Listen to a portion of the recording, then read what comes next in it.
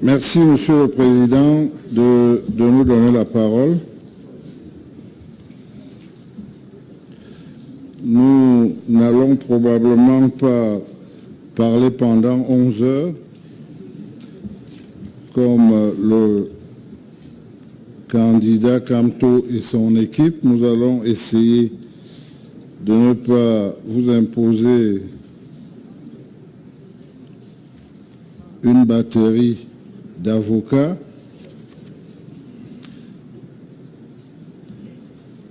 Monsieur le Président, honorables membres du Conseil constitutionnel, je voudrais d'abord dire que le RDPC a été insulté ici comme cela n'est pas possible.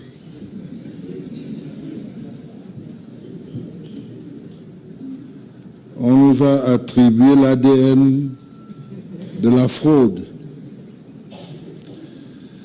C'est une insulte non seulement à nos militants, à nos responsables, mais aussi à nos électeurs, forcément à notre candidat, et j'aurais pu demander, j'aurais pu vous prier de demander à M. Kamto de retirer ces injures.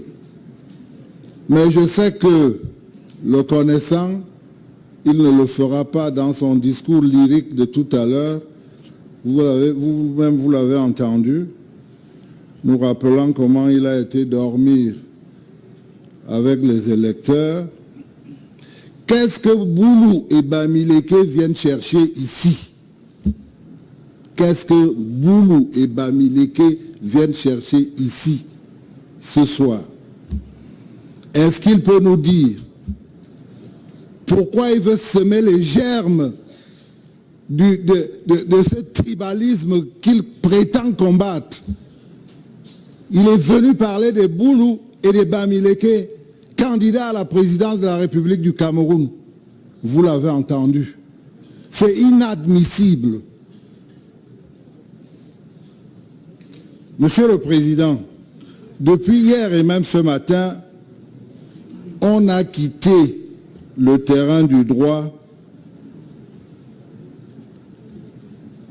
pour se déporter dans le terrain du dilatoire et de la politique. Ce contentieux est devenu l'occasion pour certains de faire leur numéro, permettez-moi l'expression, et peut-être se mettre en valeur. C'est de bonne guerre. Les tribunes, on sait que c'est suivi à travers le monde, ce n'est pas suivi seulement au Cameroun, donc dans national ou international, on est bien suivi. Tout ce qu'on entend ici depuis ce matin, depuis hier, fait à l'intention de l'opinion. Ce n'est pas pour autre chose. Qu'est-ce qu'on prépare? Je me permets de poser la question à haute voix parce que beaucoup se la posent. Pendant des heures, les avocats de M. Kamto ne nous ont pas prouvé que M. Kamto a gagné. Ils n'ont apporté aucune preuve des allégations faites. Ils ont passé le temps à jeter le discrédit sur le candidat, mais plus grave, sur le pays et ses institutions. Je dis, moi, c'est inadmissible. Cette orchestration, où on a même voulu vous incorporer. Je ne sais pas si vous avez eu le temps de lire certains titres. Atana Clément face à sa conscience. Atana Clément face à son destin. On instrumentalise la presse pour faire monter une pression. On vient vous dire ici, oui, vous allez entrer dans l'histoire. Vous cherchez à entrer dans l'histoire ou vous cherchez à dire le droit? Je crois qu'il ne faut pas qu'on nous embarque comme ça. Monsieur Kamto et ses conseils nous disent que les représentants du MRC ont été chassés des bureaux de vote. Des juristes viennent de démontrer mieux que moi comment est gros ce mensonge. Je me suis permis, Monsieur le Président, de vous apporter ici, parce que la requête de M. Kamto parle des PV des bureaux de vote. Je voulais que Maître Ndoki voit ce que c'est qu'un PV de bureau de vote. Ce n'est pas les papiers qu'elle a montrés, qu'elle a brandis au monde entier. Voici ce que c'est qu'un PV de bureau de vote. Maître Ndoki. Maître Ndoki n'est pas parti au procès. Il me semblait qu'elle n'est pas parti au procès. Bon, je voudrais que M. Kamto voit ce PV, parce que je ne suis pas sûr qu'il a participé à un dépouillement, qu'il voit ce que c'est qu'un PV. Et j'ai apporté ici des PV. La loi dit le PV, la commission choisit un secrétaire. Ça veut dire que, vous me permettrez de revenir un peu sur cette loi pour que les gens comprennent que la loi camerounaise est tout sauf pouvant permettre la fraude telle qu'ils l'ont décrite. Laissez-moi parler, parce que la commission choisit un secrétaire. La commission choisit un secrétaire, et c'est ce secrétaire qui remplit les 11 PV qu'on nous a décrits ici. Ça veut dire qu'à la limite, si on doit confronter les PV, c'est la même écriture, c'est les mêmes signatures. Et oui, c'est comme ça. Si vous ne saviez pas, c'est comme ça. Et c'est ces PV que vous auriez dû joindre à la requête. Ils nous ont accusés de ruse. Mais qui c'est qui est rusé? Qui c'est qui fait la ruse? Ça n'a pas été dit, du moins je ne l'ai pas entendu, mais je voudrais rappeler ici que la requête du professeur Kamto disait pièce jointe. Lorsque cette requête a été transmise au RDPC, nous avons envoyé une équipe tout de suite leur dire, mais on dit bien pièces jointes. Où sont les pièces jointes? On est arrivé au greffe, on nous a dit, il n'y a pas de pièces jointes. Oui, qui c'est qui fait la ruse? Qui c'est qui met pièces jointes et ne joint aucune pièce? Et quand on demande même séance tenante des preuves et n'apporte aucune preuve, parce que les preuves c'est les PV, on serait venu, nous, avec nos PV, on les aurait confrontés à ceux qui se plaignent. Alors, il faut savoir qui c'est qui fait la ruse, qui c'est qui veut tricher, qui c'est qui veut embarquer les gens n'importe où. Monsieur le Président, je voudrais dire que lundi, le 8 octobre, lundi matin, je devrais d'ailleurs préciser, le 8 octobre, M. Kamto a annoncé avoir remporté la victoire. Il a dit avoir reçu un mandat clair, c'est une citation, et a invité le président sortant, c'est-à-dire le président Paul Biya a organisé les conditions d'une passation de pouvoir.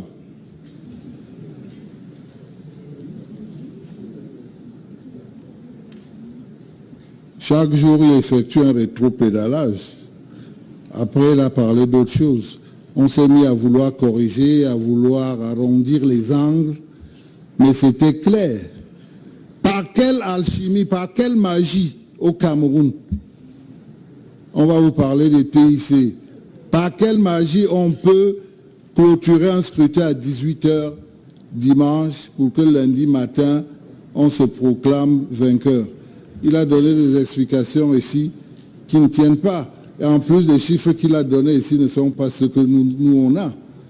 Pour les bureaux de vote qu'il a cités, je vous signale ça, que les bureaux de vote, certains bureaux de vote qu'il a cités, moi j'ai ici des PV où il a gagné et où il n'était même pas représenté.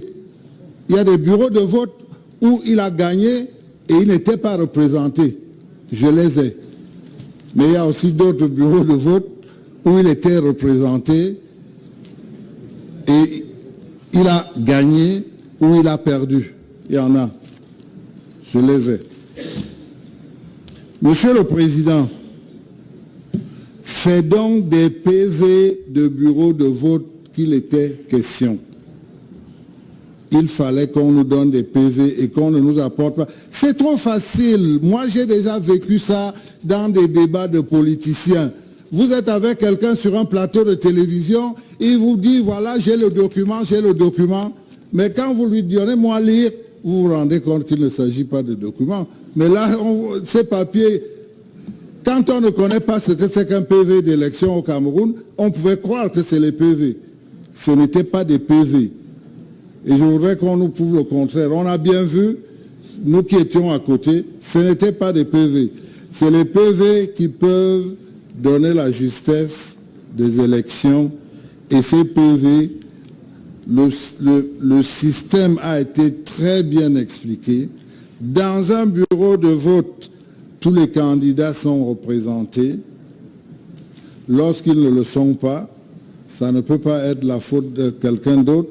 On ne peut pas se prévaloir de ses propres turpitudes. Si on ne peut pas avoir des candidats, des représentants dans les bureaux de vote, on ne va pas en vouloir aux autres parce qu'eux, ils ont des bureaux des représentants dans ces bureaux de vote. Je voudrais rappeler qu'au-delà des bureaux de vote, si on n'a pas pu avoir des représentants dans les 25 000 bureaux de vote, on peut avoir des représentants dans les 58 commissions départementales. Dans les commissions départementales, 58 personnes. À la limite, on aurait pu avoir les PV de ces commissions. Ils sont où? Au moins eux, vous auriez pu les produire. On ne peut donc pas se prévaloir de ses propres turpitudes si on n'a pas été représenté. Et si on commence à vouloir ruser, finalement, je me rends compte qu'une fois de plus, il y a des grands spécialistes dans ce pays qui veulent gagner les élections dans les juridictions et pas sur le terrain. Il est bon de rappeler que l'élection se gagne dans les urnes.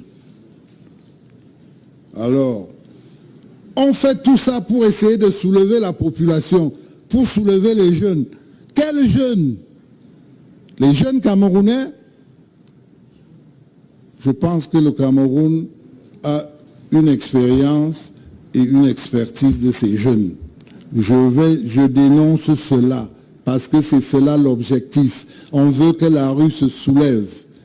La rue ne doit pas se soulever.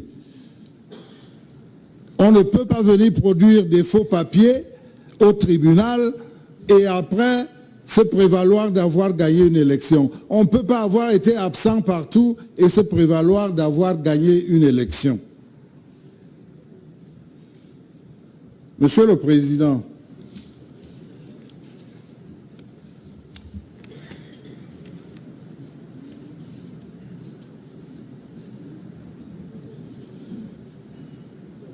je conclus ce premier point de vue en disant tout simplement que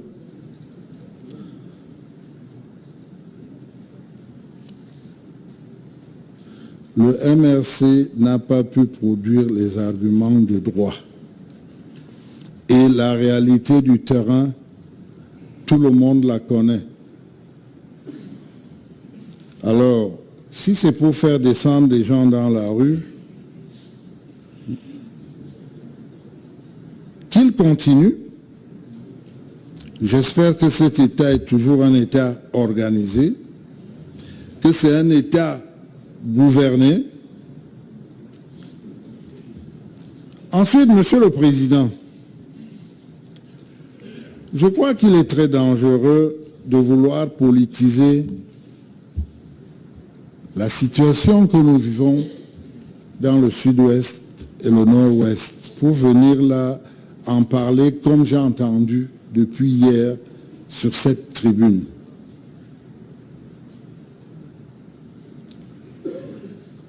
C'est un problème que nous, au RDPC, et que notre candidat prend très au sérieux, auquel il donne une grande importance. On ne peut pas venir ici simplifier le problème en disant qu'il n'a pas pu rendre visite, il n'a pas pu aller battre campagne. Vous savez bien que nous avons été là-bas battre campagne. Nous avons été votés. Vous savez aussi que le RDPC a été le tout premier parti à aller lorsque le problème a commencé. Le président Biya a envoyé des missions, que ce soit des missions du RDPC ou des missions gouvernementales sur le terrain. Pas une, deux, plus. C'est un problème auquel il attache une grande importance et nous avons des droits aujourd'hui d'espérer que ce problème va trouver sous peu une solution. Je voudrais dire ensuite, pour ceux qui ont évoqué les problèmes de sécurité, Monsieur le Président, puisque vous avez donné la possibilité à des témoins d'intervenir, lorsque j'aurai terminé mon introduction, je voudrais faire parler. Je vais vous épargner de toute notre batterie d'avocats. On fera intervenir un ou deux. Ensuite, dans la suite des représentants du candidat, on fera intervenir deux. Et nous souhaitons que vous nous permettiez de faire intervenir deux officiers supérieurs pour parler un peu de la sécurité et vous dire, puisqu'ils ont posé le problème de la sécurité et du refus. S'il vous plaît, du refus. Attention. Attendez un peu. Je rappelle que on ne veut plus entendre des bruits quand il y a une intervention. Dans n'importe quelle juridiction, il est interdit, toute juridiction, il est interdit de faire des signes d'approbation ou de désapprobation. Si ça persiste, on va permettre l'audience d'expulser tous ceux qui ne sont pas concernés par des partis. Si l'audience est publique, les gens viennent volontairement, mais ils doivent se tenir comme ça se doit. Et si on n'a pas convoqué les gens, ils n'ont pas à venir faire du bruit ici. Nous ne sommes pas devant un stade de football. Que ce soit entendu. Après, ce sera des mesures un peu plus sévères. On est capable de fermer cette salle et filtrer ceux qui n'ont pas été convoqués, ceux qui ne sont pas concernés par ce procès, ceux qui sont venus voir, qu'ils entendent, qu'ils suivent les débats sans aucune réaction. Parce que j'entends toujours des remous là derrière. Vous applaudissez qui? Vous désapprouvez qui? Est-ce que nous sommes devant une salle de spectacle? Vous me voyez perdre des journées ici, c'est de l'amusement? À mon âge, je ne dors pas. Vous verrez faire des blagues. Que ça prenne pas. Veuillez continuer. Je vous remercie, Monsieur le Président. Alors, je ne vais pas me laisser intimider par ceux qui me désapprouvent. Merci, Monsieur le Président. Merci beaucoup. Je disais donc que nous souhaiterions faire parler deux officiers supérieurs parce que nous avons été à une réunion le 22 septembre à Elekam.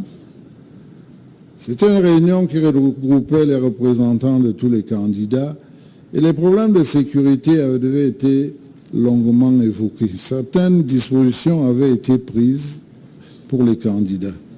Mais je dois vous dire, ce que je sais, c'est que M. Kamto a refusé la sécurité qui lui a été donnée. À l'heure où je vous parle, certains candidats ont encore tout le dispositif sécuritaire qui leur a été donné.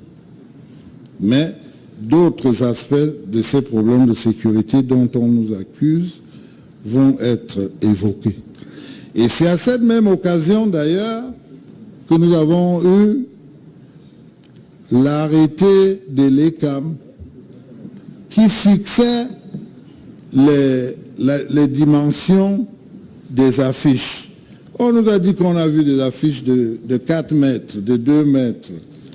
Mais je voudrais dire qu'il faut faire attention parce qu'un arrêté a été pris et il dit clairement que les affiches ont une dimension maximum de 4 mètres sur 6. C'est clair dans un arrêté dont j'ai d'ailleurs une copie ici. Je voudrais seulement rappeler cela. Monsieur le Président, je crois que vous avez été clément et magnanime en donnant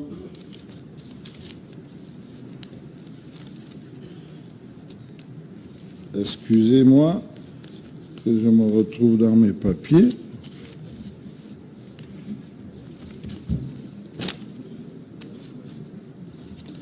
Je m'excuse de ne pas laisser mes PV, c'est les originaux, je tiens à les garder précieusement. Je disais que vous avez été clément et magnanime en donnant la parole aussi longuement à des personnes qui ont tenu des propos à la limite désobligeants contre les institutions et même contre vous. Ceux qui l'ont fait ont oublié, à un moment donné certainement, que c'est bien cette auguste institution qui a validé les candidatures. D'ailleurs, ils ont voulu disqualifier cette institution hier matin. C'est par là que ça a commencé. À ce moment-là, ils n'avaient pas récusé votre auguste institution. J'ai entendu ici des choses terribles sur l'âge et la longévité du président Paul Biya. Le scrutin du 7 octobre était l'occasion idoine pour le peuple camerounais de se prononcer, entre autres, sur toutes ces questions et sur toutes les critiques qu'on aurait pu faire sur le président Biya. Et je crois que le peuple camerounais s'est prononcé. Il l'a fait à travers les urnes, en toute connaissance de cause. Et le Conseil constitutionnel est chargé de dire si les opérations électorales et relatives étaient régulières. Nous allons attendre sereinement votre décision. Nous avons entendu de nombreux orateurs prendre le peuple à témoin Du haut de cette tribune, nous avons entendu dire que le président laisse prospérer le tribalisme. Et je reviens redemander qu'est-ce que Bamileke et Boulou viennent chercher ici où nous ne sommes que Camerounais. Et la seule personne qui est venue nous parler de Boulou et Bamileke s'appelle Maurice Kamto. Est-ce que ce n'est pas l'incitation au tribalisme? Pourtant, il a été nommé au gouvernement par M. Biya. Il a collaboré. Je ne veux pas qualifier la collaboration, mais j'ai vécu la fin de la collaboration. Si ce n'est pas de la trahison, vous me direz ce que c'est. Est-ce normal qu'après 7 ans de gouvernement, votre patron aille avoir votre démission dans un journal? Est-ce possible? Et que vous qualifiez cette collaboration de franche et sincère, puisqu'il en a parlé. Parlons-en. Moi, je ne peux pas le juger. Il est reconnu comme un brillant juriste. Nous avons travaillé ensemble dans l'équipe gouvernementale. Ce n'est pas de ça que je parle. Mais, qu'est-ce que Boulou et Bamileke viennent chercher ici ce soir, si ce n'est pas l'incitation au tribalisme, pour citer quelques noms dans tous les coins du Cameroun et dire que c'est pour les petits qu'on se bat. C'est bien de se battre pour ces petits-là, ces anonymes. Mais il y a longtemps que M. le Président Biya le fait. Il y a longtemps qu'il le fait et il continue de le faire sans nécessairement se gauser.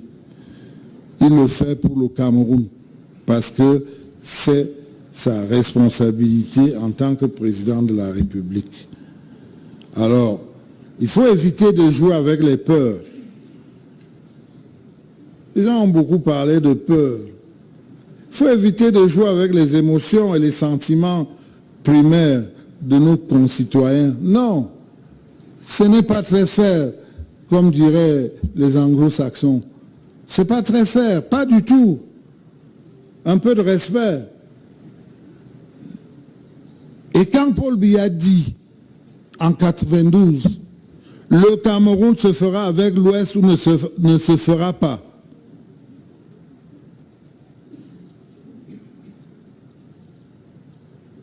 Est-ce que ce n'était pas clair? Alors, je voudrais dire que le président Biya n'est pas resté au pouvoir par sa force. Il est vrai que lui-même a dit, ne dure pas au pouvoir qui veut, mais qui peut. Mais nous savons aussi comment il a été soutenu pour poser sa candidature. On aurait pu croire qu'il hésitait, non. Mais l'engagement politique est ce qu'il est. Mais quand on a en face de soi des gens qui veulent s'amuser avec les sentiments primaires des autres, qui veulent faire peur, qui veulent exhiber qu'on va casser, on va descendre dans la rue et on va ressembler à d'autres pays, je crois que les Camerounais savent ce qu'ils veulent. Alors, on ne peut pas nous prouver, même pas un seul bureau de vote, même pas un seul. On voudrait seulement que le message parte qu'il y a eu des fraudes. Même pas un seul bureau de vote. On aurait pu nous produire la fraude dans un seul bureau de vote pour qu'on dise qu'il y a un début de fraude. Non, on veut entacher les résultats. Je ne sais pas qui va gagner, mais tout le monde a les résultats parce que tout le monde est supposé avoir été dans les bureaux de vote. Nous avons nos PV, les originaux, je vous signale, pas des photocopies. Monsieur le Président, on a critiqué le temps d'antenne à la CRTV. C'est cette même CRTV dont on est heureux de diffuser ce qu'on fait là aujourd'hui. Et on vient dire, les candidats, il y en a, et M. Kamto en est un d'entre eux, qui ont refusé d'aller à la CRTV. Parce qu'ils avaient d'autres canaux de diffusion et de communication. Oui, c'est ça la vérité. Et qu'est-ce que vous voulez que les journalistes reportent? Les journalistes font des reportages des meetings qui existent. Ils ne vont pas inventer des meetings. Quand le RDPC décide d'ouvrir sa campagne, le RDPC ouvre sa campagne dans 360 communes, dans 17 sections à l'étranger, et on invite la presse.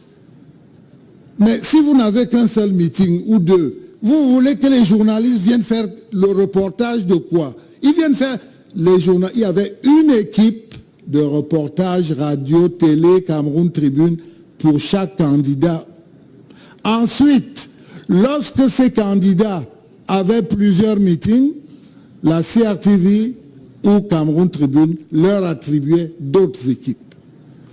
De la même façon que pour la sécurité tout à l'heure, je l'ai entendu à la réunion à l'ECAM, de la même façon où j'ai entendu certains représentants des candidats dire que nous ne pouvons pas vous donner notre programme.